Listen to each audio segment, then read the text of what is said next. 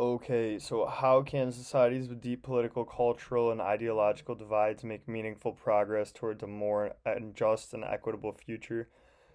Societies with deep political, cultural, or ideological divides can make progress by focusing on open and honest conversation that encourages understanding instead of hate. People need to be willing to listen to ideas that are different from their own and try to find a common ground on basic things like fairness and safety.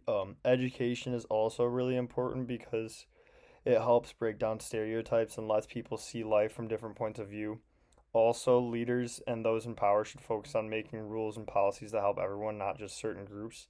In the end, even though division makes progress harder, building trust and kindness can help move society towards a more fair and equal future. This kind of progress takes time, but small steps towards understanding and working together can cause real change. And then, can education alone lead to a meaningful societal change, or does it require broader systemic changes to be truly effective? Education is definitely important for social change because it helps people think critically and understand the world around them.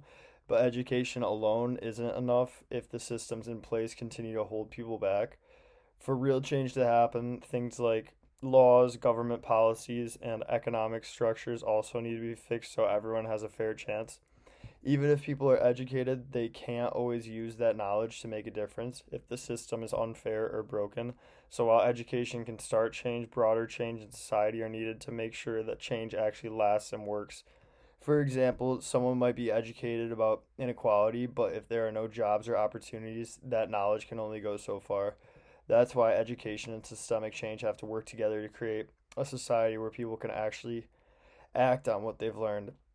And should those benefiting from current social structures be responsible for advocating or supporting change? And how do we ensure that the voices of marginalized groups are not just heard but actively empowered?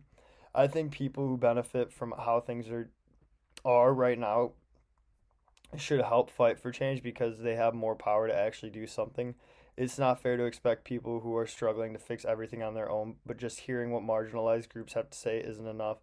They need to be a part of making real decisions too. Like, they should have a say in what happens in their communities and not just be there for show. Also, people with more privilege should speak up and support them so that things actually start to get better. But only the people who are struggling are speaking up, then nothing will really change because they don't have as much power. It has to be everyone working together, especially those who have more chances to be heard and make a difference. And can social movements ever achieve outcomes that benefit all members of society equally, or will some groups inevitably be left behind? I think social movements can make a lot of positive change, but it's really hard to make sure every single group benefits equally. A lot of times, the loudest voices in the movement get heard first, and smaller or less popular groups might get ignored.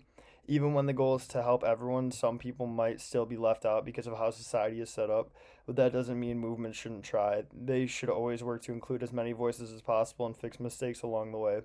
In the end, it takes constant effort to make sure that no one's left behind, even if it's not perfect. Also, leaders of these movements need to pay attention to who isn't being heard and make space for them so that the movement can truly help everyone.